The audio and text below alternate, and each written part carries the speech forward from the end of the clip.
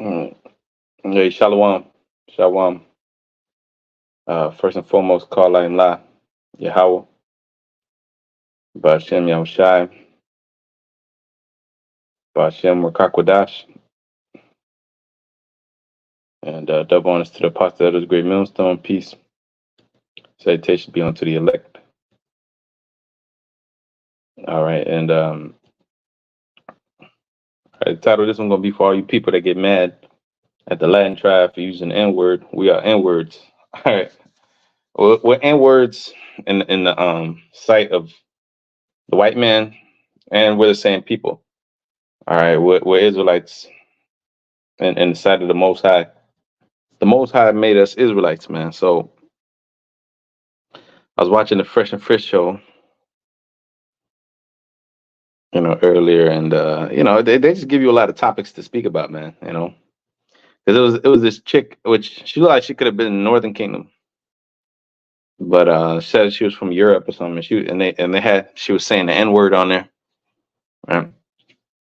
She was saying nigga, right? Which you know, first of all, the term itself just mean black, but it's been used as a term in slavery, but our people didn't even come up with that term, right? But our people they call themselves that all day, right? They call themselves a nigga all day, but then when somebody else call them a nigga, now it's like a crime or something, Now they get all offended, now they want to fight, right? But see, that's a double standard. Like just like when a woman walks around calling herself bitch all day, right? Um, like she'll be talking to her sisters or she'll be talking to her friends. And oh, bitch, this I'm a bad bitch, and I'm a this and that. You know, I'm a bad bitch, and I'm this and that. But the moment you call her a bitch, now it's a problem. Now it becomes a problem. If you call her a bitch, now it's a problem, bro. Um, so it's some petty shit. It's some dumb shit that our people do. Because our people are sadish children, man, with none understanding. They're wise to do evil, but to do good, they have no knowledge, man. You know, they're just petty. Okay, so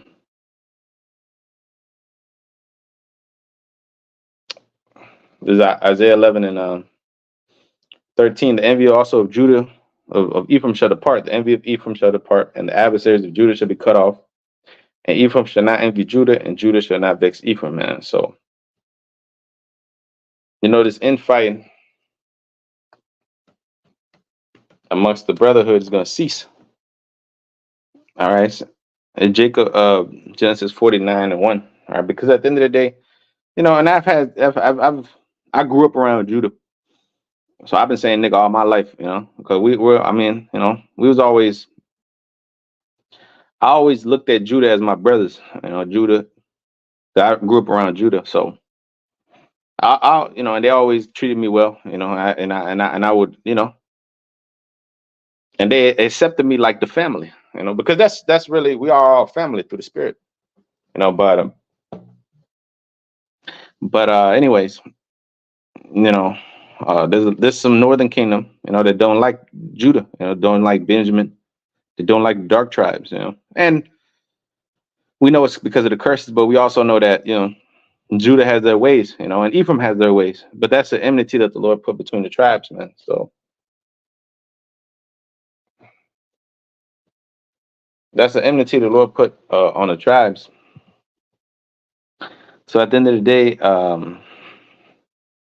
us in this truth, we're called on to peace, but the people of the world, they're still hung up over a word. Matter of fact, Acts the 13th chapter. That's what I said I was going to give. Because the word, the original word, like the word itself, it's in the scriptures. Acts 13 and 1, it says, now there was in the church that was at Antioch certain prophets and teachers as Barnabas and Simeon, that was called Niger, or you could say nigger. All right, either one. All right, it's pronounced by scholars. So before it was in all these rap songs, and Jake was using it as, see the history. You gotta know the history to understand the mystery. All right. And all our people at a certain point were dark, you know. But this is not even a skin color thing. It's about a nationality seed line thing, a spiritual thing, So, you know, it's it's nothing to be getting into fights over and shit, and angry over. Cause when these rappers make their songs and shit, be having a bunch of white people singing the songs, and they be talking about nigga this, nigga that, my nigga, and this and that, you know. And Jake just let it slide, cause it's massa. But when it's their own brothers, their own fellow Israelites, oh, now it's a problem. Now they want to fight. Now they're saying, oh, you can't say that, blah blah, because that's the envy, you know, that the tribes have amongst each other, the hatred, which the Lord's about to do away with that enmity, man. So Acts 13:1, yep. There were teachers at the church at Antioch, certain prophets, right? Barnabas, Simeon, that was called Niger, all right, and Lucius of Cyrene and Manaen, which had brought up Herod the Tetrarch and Saul, So you see the word right there being used. And I want to go to the blue letter real quick, and then look at it in the blue letter.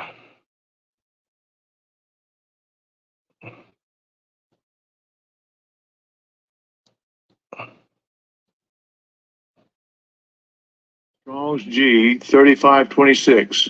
Niger.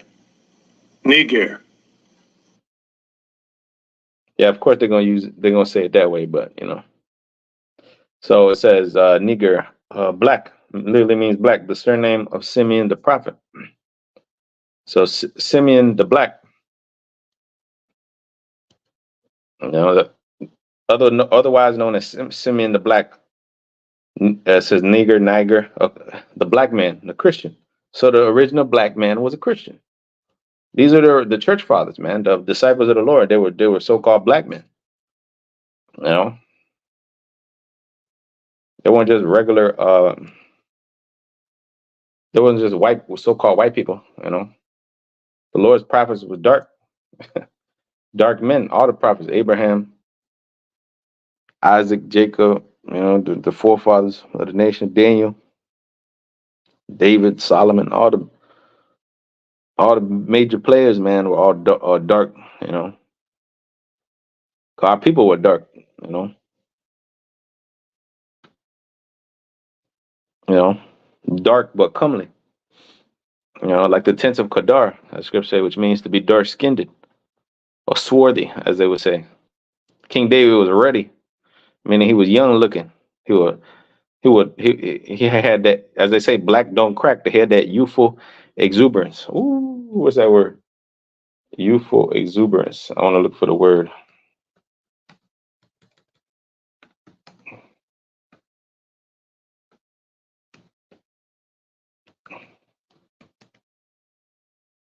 If I can spell it right.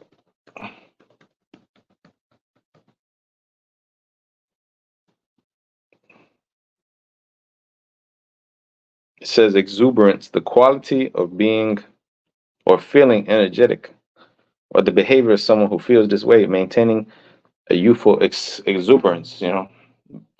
A bright aura about you. Like when you was young, you had a brightful aura about yourself. You was full of life. Always ready to have sex. Always ready. Because when you're young, you have a high sex drive. You're healthy. You're in your prime years. You got your body right. For the most part. Once you get older, your body starts to fall apart on you, man. If you don't take care of yourself, properly, your body's gonna start to fucking eat itself out. Exuberance, I mean, an overflow. So a youthful overflow, man. A youthful exuberance. It says superabundance, abstract, to be abundant, to grow luxuriously,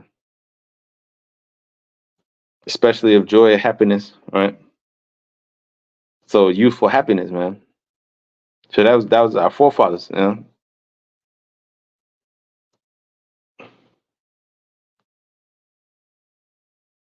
Ready. You know, as King David is described as being ready, you know, having youthful exuberance, you know, sharp, good looking like Absalom, man. You know, I said Absalom had no blemishes. So our people was a beautiful people, man.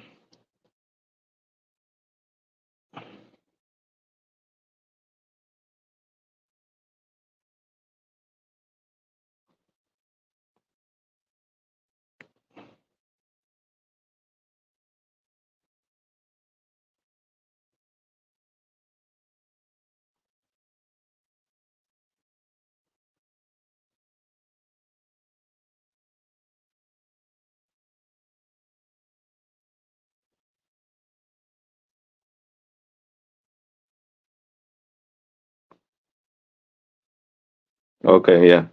Here it goes. That's what I was looking for. Second Samuel chapter 14 and verse 25. But in all Israel, there was none to be so much praised as Absalom for his beauty. From the sole of his foot even to the crown of his head, there was no blemish in him. See, so as I, you know, there you go. This is where it's mentioned, right? Um, yeah, Absalom. You know, so our people, you know, and this was David's son. So you know, they were. This is what our people, you know, used to look like, man. You know,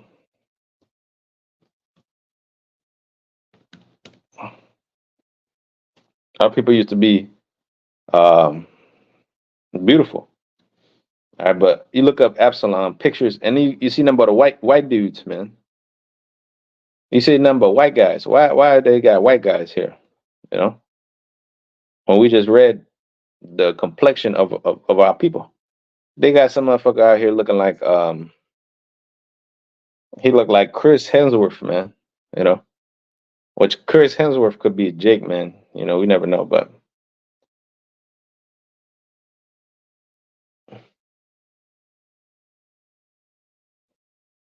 yeah, but look at these people, man. You know, which I'm on my phone, so I can't really share my computer screen or whatever, but yeah, they are a bunch of devils. You know, as it says in First Maccabee 3:48, they sought to open the book of the law and paint their images in it, man. You know,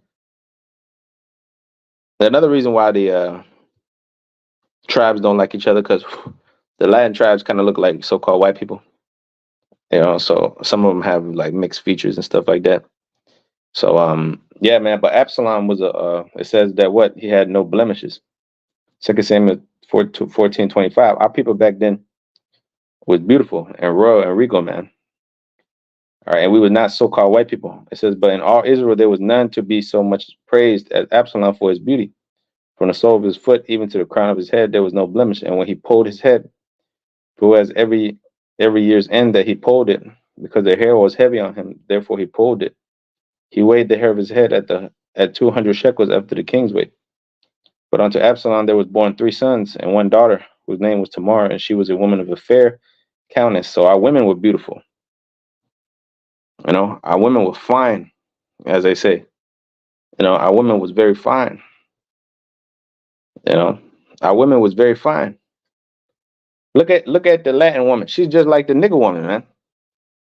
You know, so all these different people talking about FOPI and all these different groups talking about the Latin tribes are not black. The Latin tribes are nothing but light skinned niggas. You know, that's all.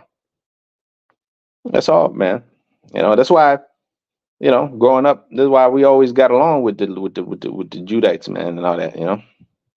But see, we're taught by society to hate each other, man. You know, we're taught by society to look at each other sideways and shit. You know, fuck, the Negro is dangerous, and you know, but yeah, we're both dangerous. You know, both our people do the same shit. You know, we both you know, whether because I didn't really grow up with Ephraim until I came up to the north side, you know. until I came to the north. Then I started to, you know, grow up around Ephraim, you know, but that was in my adolescence and shit. Um, but like, you know, in my formative years, really I was around Judah most of the time, man. You know, hanging out around Judah, you know, and learning the ways of Judah. So that's why I have a thorough knowledge. And I used to always just deal with Judite women, man, back then. And then I, you know, started deal with all the, you know, throughout my years, I've dealt with all kind of women. But yeah, through the spirit, it was just, it was just my experience with Judah, man. You know, but I always felt right at home with Judah, man. You know, I always felt right at home. I always felt like, you know, because at the end of the day, we're all the same people. So yeah, Genesis 49 and 1, it says, and Jacob called unto his sons and said, gather yourselves together that I may tell you what shall befall you in the last days. Gather yourselves together, ye sons of Jacob, and hearken unto your father Israel.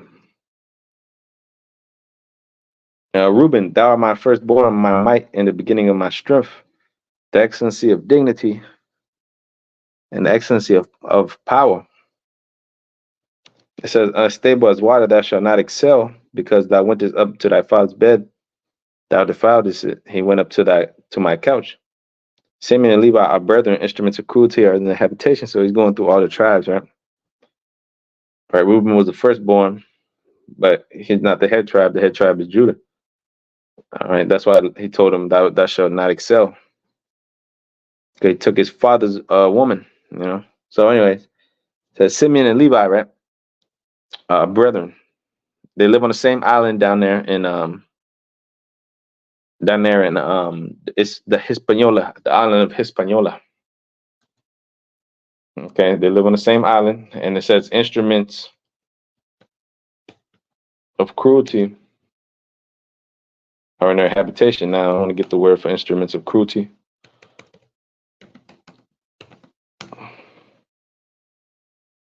Yeah, instruments of cruelty, right? Which, if you know anything about them, they do a lot of bushcraft down there, and this is why they keep getting hit with all them damn earthquakes and tsunamis and shit.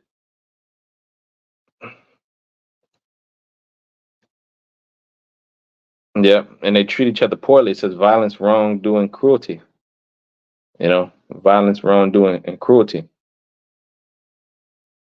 Injurious language, wickedness. You know, they can't stand the Haitians, the Dominicans, which the Dominicans have the bigger portion of the island.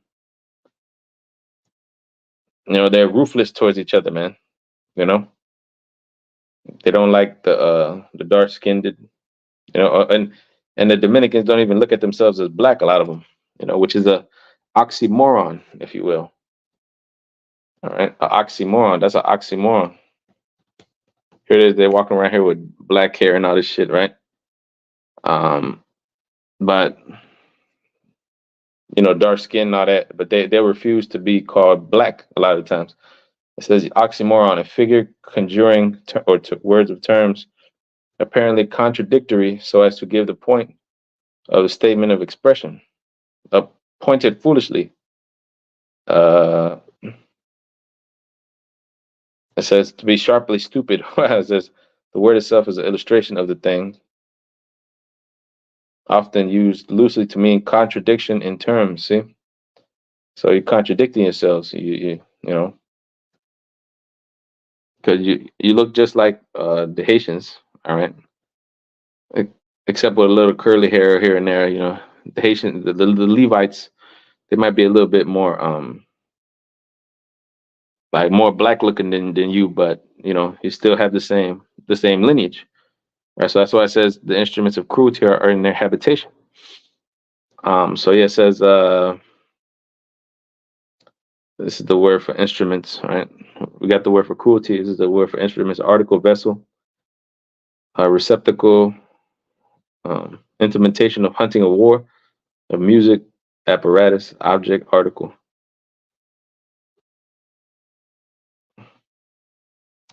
Yeah, the instruments of cruelty, man. Let's see what the G and T says real quick. I want to get some more context.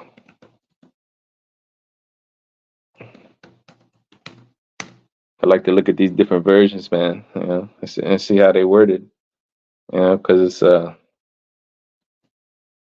good to compare. It says Genesis 4:9 and 5. Simeon and Levi are brothers. They use their weapons to commit violence. Yep, there's a war zone out there, man.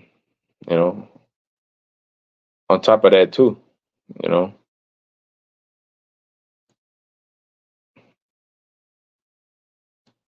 All right, so going on, it says Genesis 49 and 6. O my soul, come not into their secret, unto their assembly my honor, be thou not united. For in their anger they slew a man, and in their self they dig down a well. Cursed be their anger, for it was fierce, and their wrath, for it was cruel. I will divide them in Jacob and scatter them in Israel. And that's what happened with Levi, man. Levi is all over the place. Scattered, divided. All right. The tribe of Dan too, you know. But Dan is not mentioned in Revelation 7 though. All right. So it says verse 8, Judah, thou art whom thy brethren shall praise, right? Judah is the head tribe. Right. That's why it says the envy of Ephraim shall depart, because in a sense, Ephraim, a lot of Ephraim, they kind of because all the tribes look at Judah, but they have like this rivalry going forth, because um Judah thinks that we think we're better than them and all this stuff. And I wouldn't, at the end of the day, we all just brothers, but we've all had our transgressions towards each other. That's why the scriptures speak about forgiving your brothers 70 times 7, because when you come in the unity of the bond of the spirit, you know, um, you come back to the truth, you come back to the fact that y'all the brothers, you know, and then everything is more harmonious as a nation. Right? But this white man, this devil, he wants us to continually fight, to be angry with each other without a cause, you know, to be totally just perverse, which is wicked. But it's um it's the moral of the story in America, divide and conquer, which he's always been doing. Like Thanksgiving. Thanksgiving was about dividing the enemies and conquering them, and then this is what you're celebrating at the table, you know. But there's no outrage about that, but this outrage about uh, Jake using the nigga word, man. When we are niggas, the white man look at us as niggas, just like he look at y'all. Just like as he looks at all the other people out here, man. All other Jakes. You know, you know. So it says, Judah, thou whom thy brethren shall praise, thy hand shall be in the neck of thy enemies, thy father's children shall bow down before thee. Judah is a lion's whelp from the prey, my son, thou art gone up. He stooped down, and he crouched as a lion, as an old lion, who shall rouse him up? The scepter shall not depart from Judah, nor a lawgiver from between his feet, until Shiloh come. And unto him shall the gathering of the people be. That's our Lord Yahushua, right? Binding his fowl onto the vine, and his ass coat onto the choice vine, he washed his garments in wine, his clothes in the blood of grapes. His eyes shall be red with wine, and his teeth white with milk. Zebulun shall dwell at the haven of ships of the sea, and he shall be for a haven of ships. And his border shall be unto Zidon. All right, our places, where we reside, Zebulun, that's my tribe.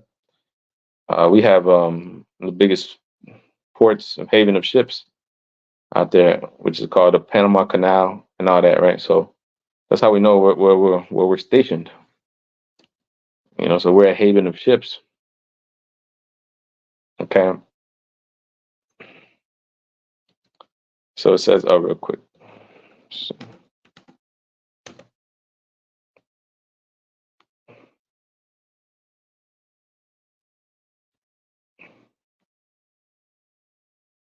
Okay, so it says Genesis 40, 49 and 14. Issachar is a strong ass and crouching down between two burdens, right? So-called Mexican, right?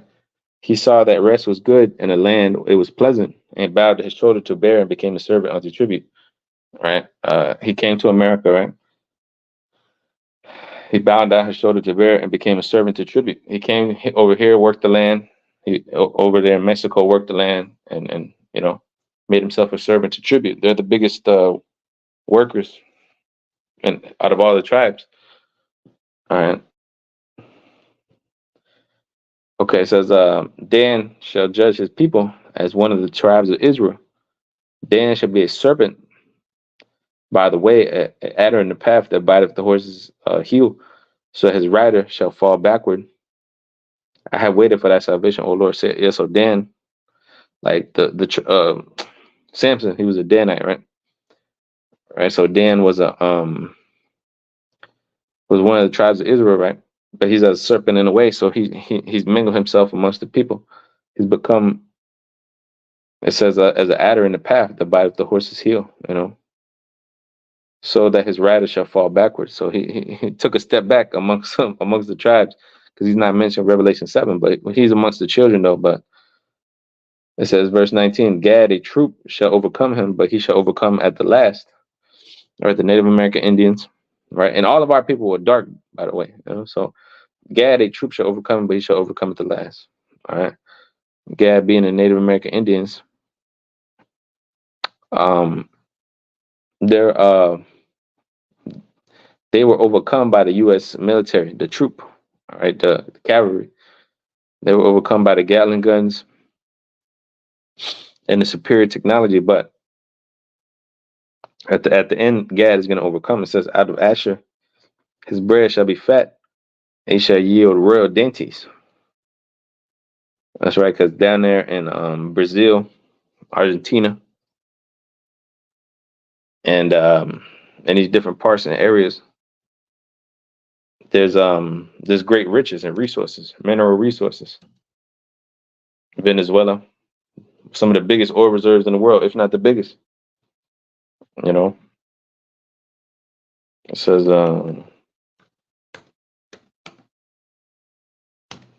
shall dip his foot in oil.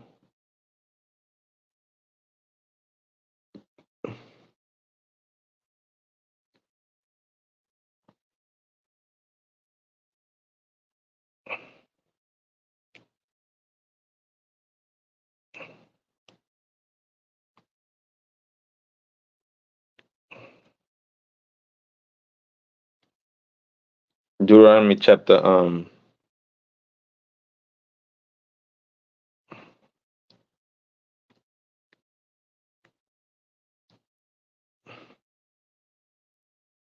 this is very similar to Genesis 49, but this is Deuteronomy. I just want to get to the point. 24, yeah. And of Asher, he said, let Asher be blessed with children, and let him be acceptable to his brethren, and let him dip his foot in oil. Thy shoes shall be iron and brass, and as the days, so shall thy strength be. So Asher be blessed with children. You see down there, they're very fruitful, right? Let him be acceptable to his brethren, and let him dip his foot in oil, right? So this is where Brazil and them live down there. They live in good as hell, all right. And these are all black people. The Brazilians are black people. You tell me they can't say nigga, you know? That's the Latin tribes, man. Okay. So that's petty, man. Jake is over there ready to fight the woman because she said nigga. I beat your ass. I beat your ass. The rambunctious nigga woman. She's just rambunctious.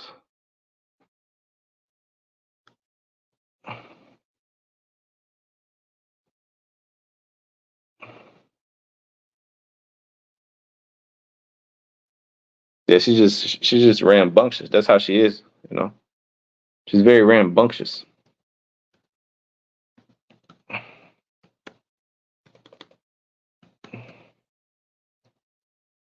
Rambunctious says arrogantly boisterous. Woo! She's arrogantly boisterous. She's careless of the comfort of others. See, the woman was trying to explain to her in that clip. She was like, "Oh, um, how feminine. She want to teach women how to be feminine." She's like, you didn't even learn. It didn't even. How you gonna teach somebody to be feminine? You're not even married. You're not even this. Oh, here she goes being negative. She can't just because at the end of the day, she don't want the man to be happy. I was watching another one of those clips, and the chick came up talking crazy, man.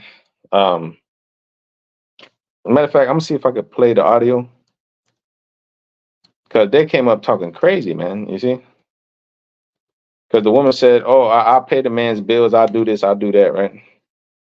And you see them black women are mad as hell. They were mad. Okay, they talk about, "Oh, you lost, girl. You crazy. I would never do that. I would never do no shit like that. I could never to take care of a man." Blah blah. You see what I'm saying? And then on top of that, they don't bring nothing to the table. All them hoes are ugly and crazy looking, with loud mouths. With loud fucking mouths, man. All right, let me play this clip too. All right, rambunctious.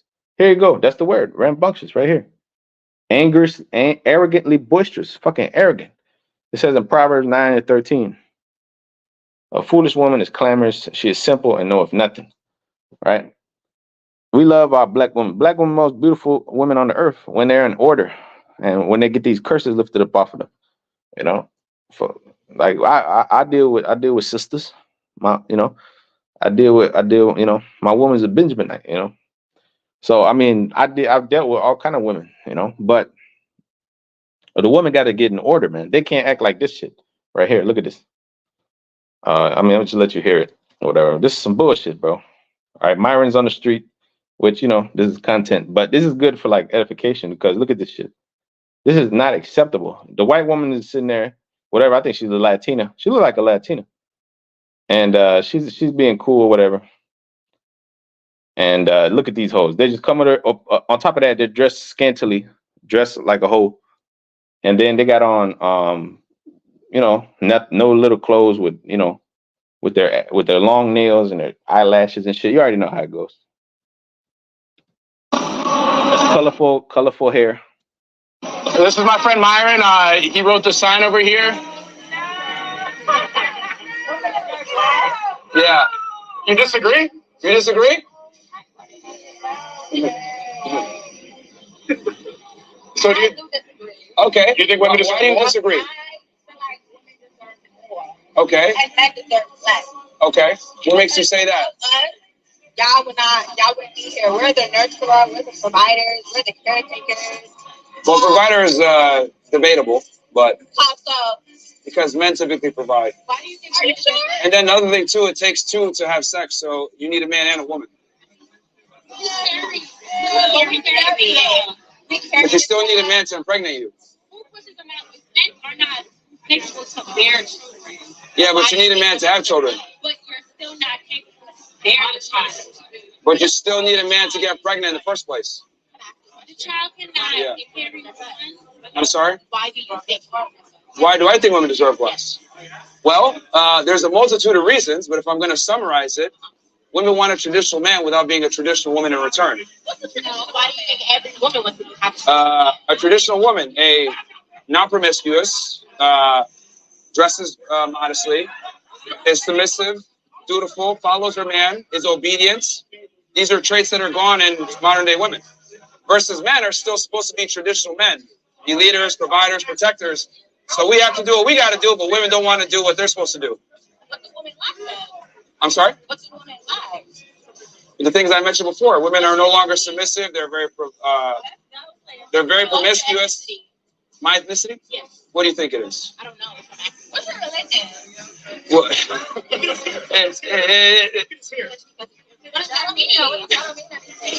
What's your ethnicity?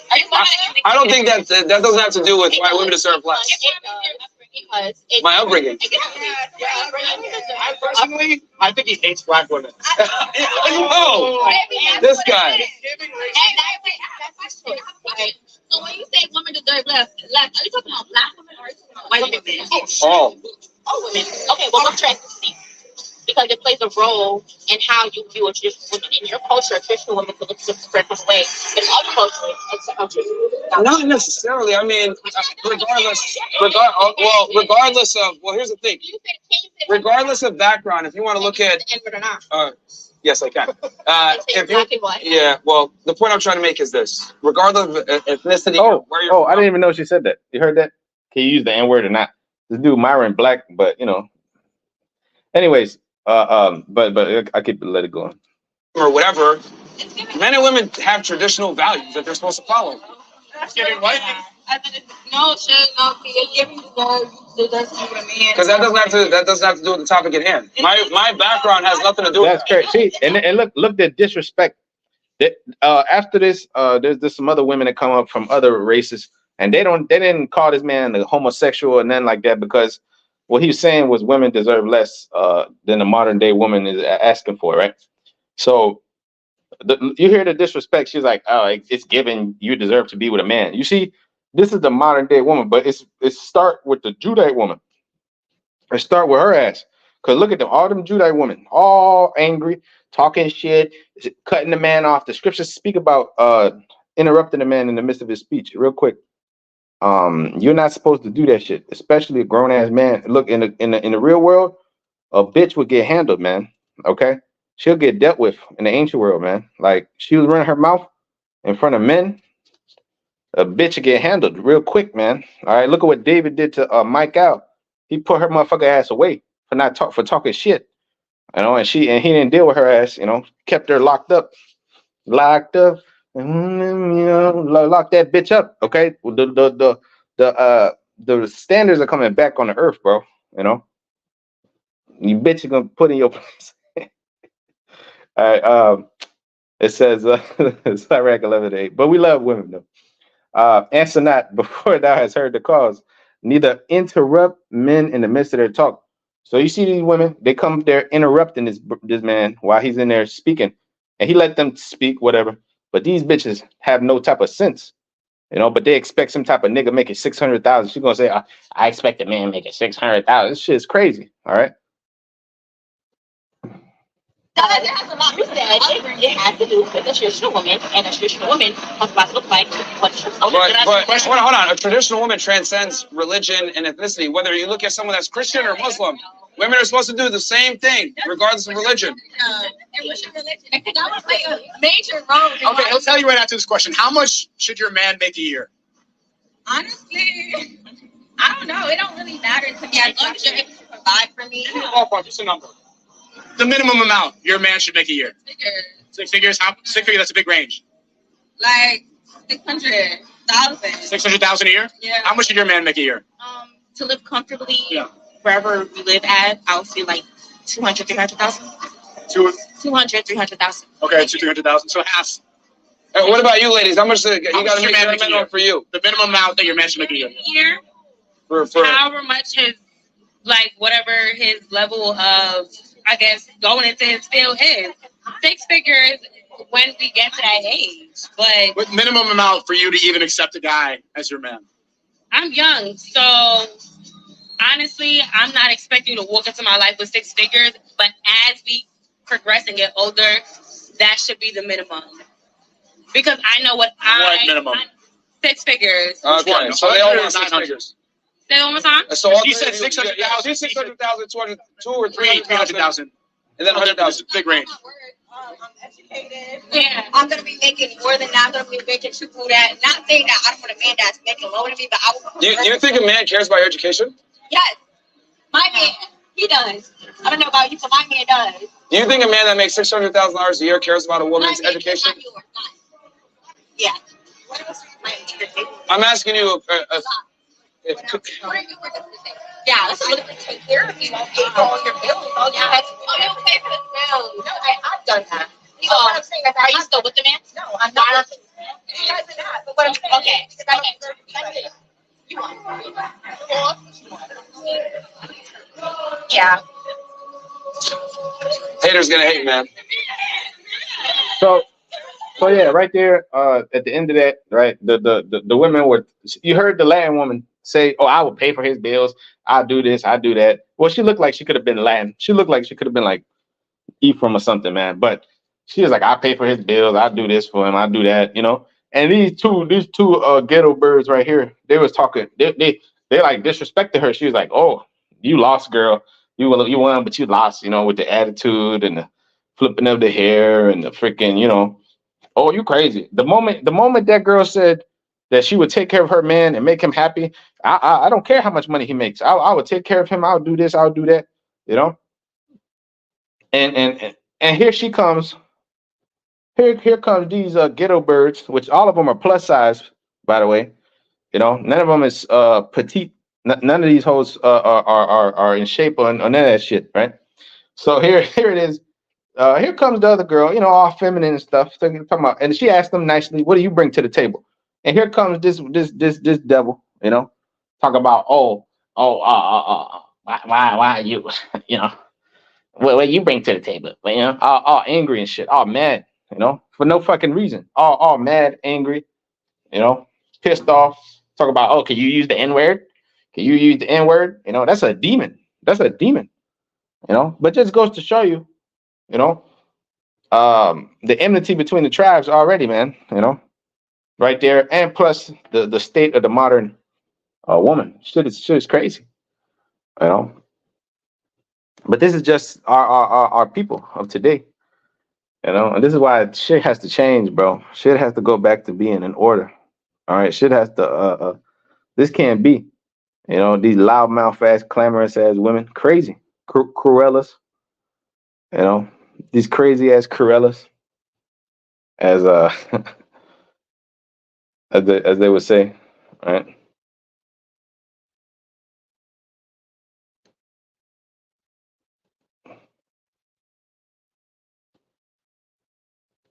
Crazy as hell, out of their minds, man. Okay, disrespectful, you know. So yeah, you're not supposed to interrupt men in the midst of their speech. You're not supposed to go up in there, you know, while a man's speaking, interrupt them, get all mad. You know, see, this is why this society, man, this society is it has to end. You know, this way of life is just a disorderly, disrespectful, rambunctious way of life. Oh, here goes the word rambunctious again, right? Um, Arrogantly boisterous, right? Careless of the comfort of others. You know, and we just seen that in that example. These bitches don't care about your comfort. Okay, these modern day hoes, they don't care about the comfort of the man. The man was okay. Let's get it. Let's get it real quick right here. First Corinthians, the 11th chapter.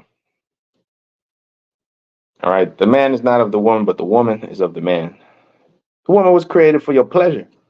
That's why when you grab up on that booty, you know, you laying in the bed with her, you know, with she's pleasuring you, you know. Okay, that's she was created for your pleasure, you know, and likewise, but you know, but she was she's created for you, you know. It says the scriptures say that the Lord seen that man was it was good for man to not to be alone, so he created to help me, you know, a helper, you know. The women, when they are in their proper order, uh the women when they are in their proper order, they're beautiful things, you know. But when they're going off being demons, you know, fighting against their own best interests, now it becomes a problem. And now they destroy their own communities, man. Sirach 3:9. It says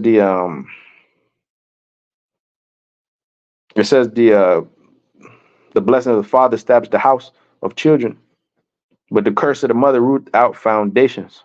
All right. So the curse of the mother, man, roots out the foundation of the house. And that's what's going on in the society. This damn society got all these mamas raising these boys and these girls, and they don't know what's going on. And this is why you get situations like this, where you got a group of young women, unmarried, walking around these streets at 2, 3 in the morning, you know, talking about this and that. They grow up without any type of structure. I mean, why are any of these women outside? Some of them got men, you know. Why are they not with the men? You're supposed to be in your with your man up there, you know, giving that man some pleasure. It says 1 Corinthians 11:1. It says, "Be followers of me as I am a follower of Yahushua. Now I praise you, brethren, that you remember me in all things and keep the ordinances as I have delivered them unto you. But I would have you know that the head of every man is Yahushua, and the head of the woman is the man, and the head of Yahushua is the Most High." Okay. Every man praying or prophesying, having his head covered, dishonors his head. Okay, so for all you guys that's teaching with the hats on and shit. All right. Even sometimes, like, you'll see brothers, you know, put the hoodie on and be cold as hell. But if you're about to read a scripture or speak, you know, you're gonna take it off, whatever. You could wear the little thing right here, you know, to cover your ears, but you gotta leave your head uncovered, man. You know, more so in the cold, you know, you have to bear it. And you can't wear the hoodie and the hat all the time when you teach it, reading. You know, you gotta uncover your head, man. All right. But the woman's supposed to cover her head, you know, when she's praying and prophesying. That's a sign of respect towards her husband and her God. A woman, that's why it's a defilement for a woman to be walking around here looking like a dude. All right. With short hair. She hasn't got no covering because of her shortness of the hair. Walking around here looking like a boy, acting like a man wearing pants. Scripture speak about wearing a man's garments and a man wearing women garments, cross-dressing, right? So it says, verse 5, but every woman that prophesied or prayed with her head uncovered, dishonor of her head, for that is even all one, as she were unshaven. Now, she could pray, but prophesying means she's giving her a dream that she had. All right, she can't go out there and teach the word. That's not her job. It says, for if the woman be not covered, let her also be shorn. But if she be ashamed for a woman, but if it be a shame for a woman to be shorn or shaven, let her be covered. See, a woman's supposed to be covered up, man. Not like these modern day drag queens walk around here, man. You know, like we just heard right here speaking. They're jibber jabber with their rambunctious attitudes. See, arrogantly boisterous attitude, careless of the comfort of others. So a woman's supposed to look for your comfort as a man. She's supposed to be making you very comfortable. You know. 1 Corinthians 11 and verse 7, for a man indeed ought not to cover his head, for as much as he is the image of the glory of the Most High, but the woman is the glory of the man. See, this is why it says that the jealousy, envy, raises the jealousy of the man, right? His woman is his possession. That's where he's sticking his rod, all right? This is where she's making him food. She's bearing his children. So how much more, you know, now she's going to go and pop another dude or something, or let another dude pop her. That's a disrespect. That's why it's worthy of death. So the woman is the glory of the man. That's why a man is always looking for some woman. Wherever he goes, he's looking for a woman. You know, like that Luis Miguel song. You know, a man looking for a woman. You know, that's an old school Mexican song. You know, that's a badass singer right there. You telling me that's not Jake? That's a so-called black man right there that looks like a European with, you know, green eyes and shit. But the Mexicans are Israelites. You know, that's nothing but niggas. Like you got dudes like Chocolate Uno. Let me see this guy, Chocolate Uno. He's a dark-skinned aristocrat, man. This guy go by the name of Chocolate Uno. He's a dark-skinned he be at all the rodeos and shit. And he be dancing to Mexican music and shit. You know, that nigga's funny, man. You know, I thought he was one of the brothers in the truth. Come to find out, he's just a comedian, but he looked like one of the brothers from one of the state camps, man. Yeah. But see, all our people come looking differently, you know. So who am I to say that brother's not a Mexican, man? You know, that brother's an Israelite, man. You see, so Jake get mad at you for saying nigga. We're all niggas at the end of the day. In the eyes of this white man and in the eyes of the Most High, we're all Israelites. All right. So 1 Corinthians 11 and so like I said, that's like the woman getting mad at you for calling her a bitch, and she called herself a bitch all day.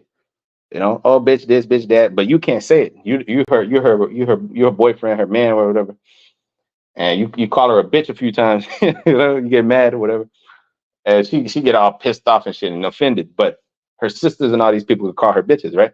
It's just a double standard, right? A childish mentality at the end of the day. All right.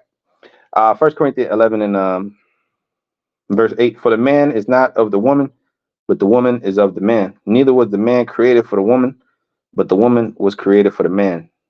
You know, so the woman was created for your pleasure, man. That's why when you digging her out and you in there grinding and pounding, you just in this, you just in the zone, man, with a beautiful woman. You know, that's the scriptures say the woman is the glory of the man. That's why it says in Proverbs 31 and 3, give not that strength unto the woman, because she could become your downfall. One of the greatest strengths a man has, or the most difficult thing I would say a man could do, is turn down a badass bitch. Like that shows that you're very you have a lot of self-control. Okay, because for one, it's not easy to get all these women. You know, it's not easy to get a badass chick to just submit and want to have sex with you and just want to have all your kids and shit and just be super. The only people that get that type of treatment are celebrities and people with all kind of status and money in this world, because the women are looking to dig for gold. You know, they're looking for babies, or they're looking for money. You know, and if they know that you got that, they're gonna come after you. But other than that, if you're just a normal person, you know, working your job or whatever, you ain't got no clout or notoriety, your ass ain't gonna get all these women to just glock and gook all over you, right? So for a man to turn down a bad little dime piece tenderoni, you know, that's takes a lot of mental fortitude, man. You know, it takes a lot of that's a superpower right there, man. Because when a man control himself, he could just do anything, man. He could take over the world, damn near. And we have to exercise that control. It says, he that rule his spirit is better than he that take the city. Proverbs 25 and 28. He that hath no rule over his own spirit is like a city and broken and without walls. That's right. So you gotta have rule over your spirit, man. You know, and when it comes to these women, because they ain't nothing like a beautiful tenderoni, a little young, fine little thing. Like they brought King David in 1 Kings, the first chapter. They brought him a fine little tenderoni, you know, a little fine little piece. And a man loves nothing better than a fine little thing, man. You know, a little delicate, tender little thing. See, but in this world, they want you to be a moat. They want you to be a freakazoid. You know, they want you to look after another man. You know, and lust after his ass. Okay, lust is not a bad thing when it's dealt with measure. Okay, because how do you think you got here to the world? Your mama lust after your daddy, you know, and vice versa. So it's bad when it becomes adultery, like you over there seeking another man's woman and shit. All right, Proverbs 16 and 32. He that is slow to anger is better than the mighty, and he that rule his spirit than he that taketh his city. That's it. So 16 and 32, right? Proverbs. If you rule your spirit, you're able to turn down that badass hoe. Man, it's a powerful thing. You become a bad dude. That means you have options. That means that you got shit going on, and you're not desperate for a damn for a snow bunny. You're not desperate for her ass, man. You know, she need to be desperate for you. That's when you know you're doing good in life. See, the scripture says, seek the kingdom of heaven first, and all things should be added unto you. When the Lord is on your side, man, this is why Isaiah 4:1 gonna kick in, right? Because when you seek the kingdom, all things are added unto you, man. You know, Luke 12 and 31. But rather seek ye the kingdom of the Most High power, and all these things shall be added unto you, man, including women, including lands, including titles, including As it says in Psalms 2, real quick. All right, if thy desire be in scepters.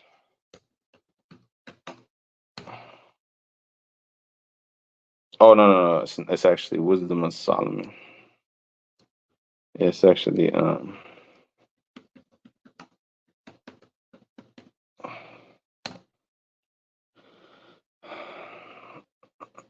know it is. I know it is.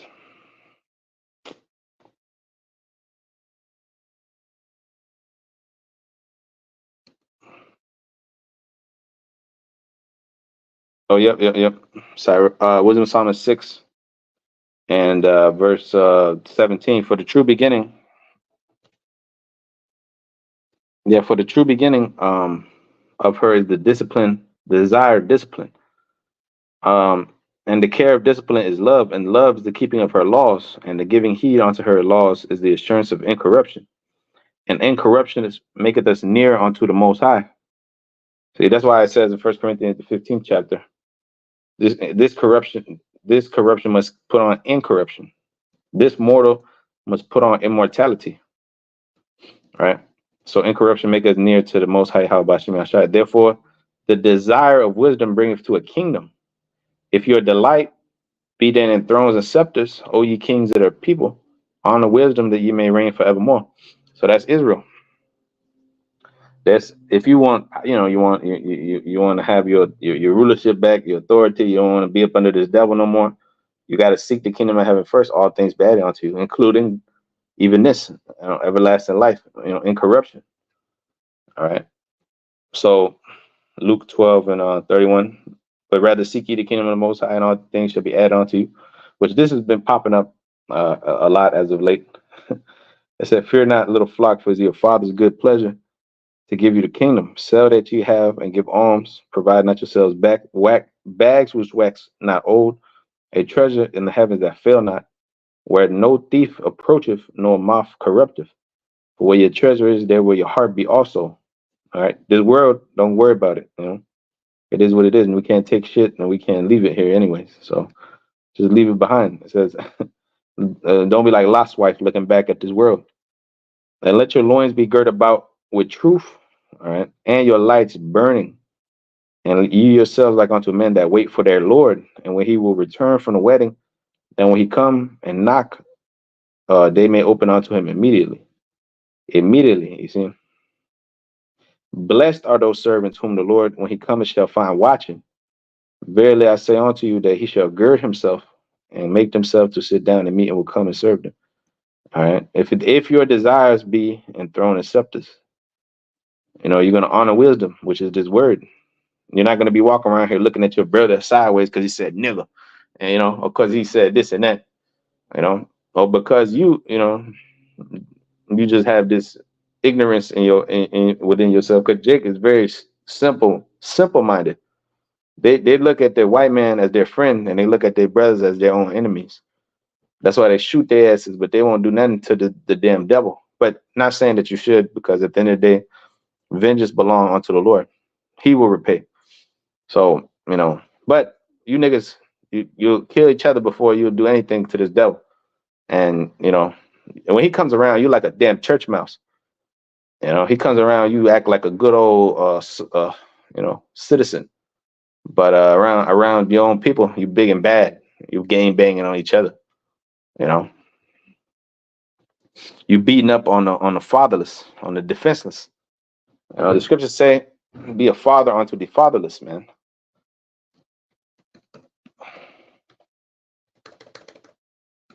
All right. Here it is, Jake is being cruel to each other, man. All right, that's why Genesis 49. And what was it? The 5th verse, I believe. It said, "Simeon and Levi are brethren. Instruments of cruelty are in their habitation." That's all the tribes, bro. All the tribes have instrument of cruelty in their habitation. They're all into witchcraft. They're all into killing and shooting each other and doing dirt to each other, man. All right. Now, all of them. No matter where they at, no matter what part of the world you may find yourself, you're going to see some Negro doing some shit to another Negro, or a Latino to a Negro, or Native American to a Latino, whatever. You know, that's some shit going on always. It's never a dual moment with Jake. Sirach 4 and verse 9, deliver him that suffered wrong from the hand of the oppressor. All right. So we're looking for deliverance from the hand of our oppressors. Be not faint-hearted when thou sittest in judgment. Be as a father unto the fatherless, and instead of a husband unto their mother, so shalt thou be a son of the Most High, and he shall give thee more love than thy mother doeth. Wisdom exalts her children, and layeth hold unto him that seek her. Right, Wisdom Psalm 6 and 20, right there. Link right there. That's a link. That's called a precept upon precept, line upon line, here a little, there a little. That's how the scriptures are interpreted, understood, and connected. The so-called white man devil, he could never understand this book like this because he's not the people. It said Romans 8 and 16. Our spirit, the spirit bear witness with our spirit that we are the children of the Most High power. So this is why the word, the power of the word can only reside amongst the spirit of the Israelites, the election. Right now, only the election. In the kingdom, all of Israel. But right now, only the election. Because it says in Hebrews, the 8th chapter, all our people shall be righteous. You know, when the time comes that, you know, the restitution comes about. Acts 3, right? Which, just go to the point. Acts 3 and 19. Repent ye therefore and be converted. Only Israelites can convert and repent, because only Israelites was ever part of the truth, was ever part of those branches, which is found here in Romans the 11th chapter. All right. And it's saying the branches that was grafted in.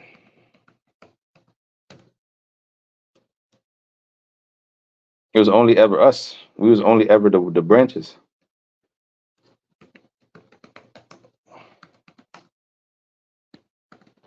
So back in Acts 3 and 19, repent, be therefore converted, that your sins may be blotted out, and that when the times of refreshing shall come from the presence of the Lord, he shall send Hamashiach Yahushai, which was before preached unto you, whom the heaven must receive until the times of restitution of all things, so everything will be put back in play, which the Most High has spoken by the mouth of all his holy prophets since the world began. So we've been speaking about the kingdom of heaven, man. That's right. So Romans 11 and verse 15, for if the casting away of them be the reconciling of the world, what shall the receiving of them be but from life from the dead? For if the first fruit be holy, the lump is also holy, and if the roots be holy, so are the branches. And if some of these branches be broken off, and thou being a wild olive tree, were grafted in among them, and with them partakest of the root and fatness of the olive tree, boast not against the branches, but if thou boast, thou bearest not the root, but the root thee. That thou wilt say then, the branches are broken off, that I might be grafted in. Well, because of unbelief they were broken off, and thou standest by faith. Be not high-minded, but fear. For if the Most High spare not the natural branches, take heed lest he spare not also thee. Now the Christian will say, oh, look, the natural branches did not spare the original Israelites. You know, but is speaking about the natural Gentile, you know, and then those that was coming back from the world, man. Just like today, you know, you got some of us in the truth that were like, you know, that you got certain brothers that are like, you know, they start looking at Jake all fucking sideways and shit. Which, you know, you were like them at one point, you know. So that's why the Lord says there's no difference between the Jew and the Greek, or the Jew and the Gentile, man, because you are all one in Yahushai, you know. So at the end of the day, you know, we're all gonna make it and receive that penny, which some gonna have to die first, by fire or by famine or death. But at the end of the day, we're all gonna be in the kingdom. Isaiah 45 and 17, right? Just that the elect are gonna be delivered, see the destruction of this place, not suffer the things that these other people do, that the rest of Jake do, and also be ruling in the kingdom alongside Yahushua. The other nation, the other 2/3 of our people, they're going to be also part of Israel, but they're not going to be on the same level. It's going to be levels to this thing. The first shall be last, the last shall be first. Right? So, because the Lord also said that some shall rise to everlasting shame and contempt, Daniel the 12th chapter. Some to everlasting glory, and some to everlasting shame and contempt. Because there is a reward for the righteous, and there's a reward for the wicked. Daniel 12 and verse 2, it says, many of them that sleep in the dust of the earth shall awake, some to everlasting life, and some to shame and everlasting contempt. And they that be wise shall shine as the brightness of the firmament, and they that turn many to righteousness shall shine as the stars forever and ever. But thou, O Daniel, shut up these words and seal the book unto the time of the end, which is now. And many shall run to and fro, and knowledge shall increase. All right, so this is a time of the knowledge increasing. You know, us finding out about the truth, us finding out about the fact that we're Israelites, and now us, you know, taking back our nationality and our dignity and our heritage, man. You know, this is it, the truth. You know, so we're gonna stand by faith, as it says here. But thou standest by faith, be not high-minded, but fear the Lord. But if the Most High spare not the natural branches, take heed lest he also spare not thee. Romans 11:22. Behold, therefore, the goodness and severity of the Most High. See, the Lord is severe, but he's also good. You know, as a Christian say, the Lord is good every day, all day. The Lord, it'd be the black woman, you know, the old black woman. The Lord is good. Yeah. It says, on them which fell severity now, but toward thee goodness, if thou continue in his goodness, otherwise he shall also cut you off. You see, and they also, if they abide not still in unbelief, shall be grafted in. For the Most High is able to graft them in again, because the Lord said he's merciful. See, for if thou wert cut out of the olive tree, which is wild by nature, and were grafted contrary to nature into a good olive tree, how much more shall these, which be the natural branches, be grafted into their own olive tree? For I would not, brethren, that ye should be ignorant of this one mystery, lest ye should be wise in your own conceits, that blindness in part is happened to Israel, until the fullness of the Gentiles be come in. So all Israel shall be saved, as is written, there shall come out of Zion the deliverer, which is Yahushua. All right. Which we have here, Genesis 49. Again, Judah, thou whom thy brother shall praise, right? Thy hand shall be in the neck of thy enemies. Yahushua gonna put his hand on the neck of the enemies, man. All right. Thy father's children shall bow down before thee. They're gonna bow down to the Lord. Okay. Judah is a lion's whelp from the prey, my son. Thou art gone up, and he stooped down. He crouched as a lion, as an old lion. Who shall rouse him up? The scepter, the power. Right. The scepter represents the power. Shall not depart from Judah, which is the Lord Yahushua, right? He's the top Judite, nor a lawgiver from between his feet, until Shiloh come, the Lord, Shiloh. And come on, and unto him shall the gathering of the people be. See, unto him shall the gathering of the tribes be, unto the Lord Yahushua, and his son David. I mean, not his son, but his if you will, yes, in a manner of speaking, yes, his son, you know, because he's gonna be underneath him, you know, because the Lord's gonna be the King of Kings. You know, see, when he came as Solomon, you know, it was the other way around, you know, but now the roles have reversed. Switching roles, switching places, or trading places, man, you know. So speaking about the scepters too, right? Genesis 49:10, the scepter right here shall not depart from Judah. We just read in Wisdom of Solomon, the 6th chapter, about if your delight be in thrones, the scepter, O ye kings of the people, honor wisdom that you may reign forever. And who is honoring wisdom more than the Lord? That went through everything so he could obtain it. All right, Revelation 19, real quick. Revelation chapter 19, man. Okay, there's many crowns upon the Lord's head, man, because he honored wisdom. It says, Revelation 19:9, and he said unto me, blessed are they which are called unto the marriage supper of the Lamb. You men that's in this truth. All right. It says, He saith unto me, These are the true sayings of the Most High. I fell at his feet to worship him. And he said unto me, See that thou doest not. I am thy fellow servant. See, so John was trying to worship the angel, which scripture speak against doing. All right. It says, I am thy fellow servant and of thy brethren that have the testimony of the Lord Yahushua. Worship the Most High. For the testimony of Yahushua is the spirit of prophecy, right, which that's the spirit you're supposed to be in right now. You know, if you're a man of the Lord, you're supposed to be in the spirit of prophecy. All right. It says, I saw heaven open, and behold, a white horse, and he that sat upon him was called Faithful and True. And in righteousness he does judge and make war. His eyes were as a flame of fire, and on his head were many crowns. And he had a name written that no man knew but he himself, and he was clothed with a vesture dipped in blood, and his name is called the Word of the Most High. And the armies which were in heaven followed him upon white horses, clothed in fine white linen. You see, so that's that rank he's gonna receive. Right? And he was called the Word of the Most High. And the Word was made flesh, and the Word dwelt amongst us, right? That the scriptures say. And he's gonna return and dwell amongst us again. You know, and our understanding shall never be darkened, nor will the sun ever go down upon us again. All right, as it says in Revelation, the 22nd chapter. So it says, out of his mouth shall go a sharp sword, that with it he should smite the nations, and he shall rule them with a rod of iron. See, the Lord is going to rule with a dictatorship. All right, where what he says goes, but he's going to have his people enforcing the law. See, so he's going to rule them through us vicariously. What does the word vicariously mean? You know how a father lives vicariously through his son?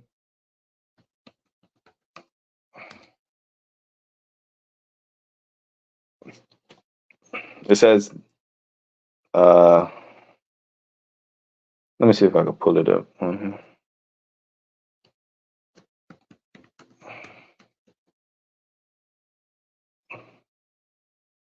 Oh, it's with a V, my bad. It says vicariously, taking the place of another that supplies a place, substituted or delegated. See, to delegate a task to someone, right? The Lord's going to vicariously delegate the task of rulership to his men. That's why it says, you shall be on 12 thrones, judging the 12 tribes of Israel. 12,000 out of the tribe of Judah, Benjamin, Levi, you know, all the 12,000, 144,000 judges of the earth. That the authority will be delegated to these men, you know, which are the ruling body of Israel, which could very well be brothers that's in this truth, which I believe so. The ones of you that are diligent, that is, because the scriptures say the hand of the diligent shall what? Bear rule. Okay, real quick, let's get that. The hand of the diligent shall bear rule, but the slothful shall be under tribute, man. The slothful shall be under tribute. Proverbs 12 and 24. The hand of the diligent shall bear rule, but the slothful shall be under tribute. See, so the diligent, the ones of you brothers, that's why I said what I said. The diligent ones of you brothers, the ones that truly believe, the ones that will wager your life for the Lord Yahushua and his truth, and really sincere about this thing. You're the ones that are diligent, and that's your hand will bear rule with the Lord. You see, so back in Revelation 19 and 15, and out of his mouth shall go a sharp sword, that with it he shall smite the nations, and he shall rule them with a rod of iron, and he that treadeth the winepress of the furnace of his wrath, of the almighty power. And he had on his vesture on his thigh a name written, King of Kings, Lord of Lords, right? See, so blessed are they which are called to the marriage supper of the Lamb. That's why you're blessed, because the Lord is going to live vicariously through you, right? Which means he's going to give you the power to rule over these nations, man. Him that overcometh will I give, right? Is that not what the Lord said? Him that overcometh will I give power to rule over the nations.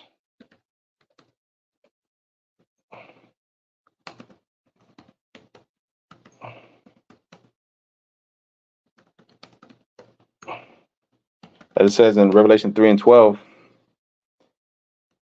he that overcometh will I make a pillar in the temple of my God. All right. So it's all about overcoming. It's all about overcoming as the Lord overcame. Because the Lord said the servant is not greater than the master.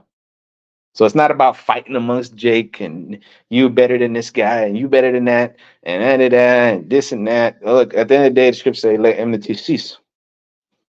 All right. You let the dead bury the dead, but thou go and preach the kingdom of heaven. Revelation 2 and 25. It says, but that which ye have already hold fast until I come. And he that overcometh and keepeth my works unto the end, to him will I give power over the nations. And he shall rule them with a rod of iron, as the vessels of a potter shall they be broken to shivers, even as I have received of my Father. And him will I give the morning star, and he that hath an ear, let him hear what the Spirit say to the churches. All right. So with that, that's what we're looking forward to. But you must overcome and attain unto the end. All right. So he that overcometh and keep my works unto the end, him will I give power over the nations, man. So, hey, if you desire being thrown scepters, honor wisdom that you may reign forevermore. Wisdom Solomon 6 and 20 on down, man. So with that, call Halayim Lai Hawa, about Shem Yahshai, about Hashem, Kakodash, the bonds to the apostle, elders, great millstone, peace and mercy to the elect, and shalom, shalom.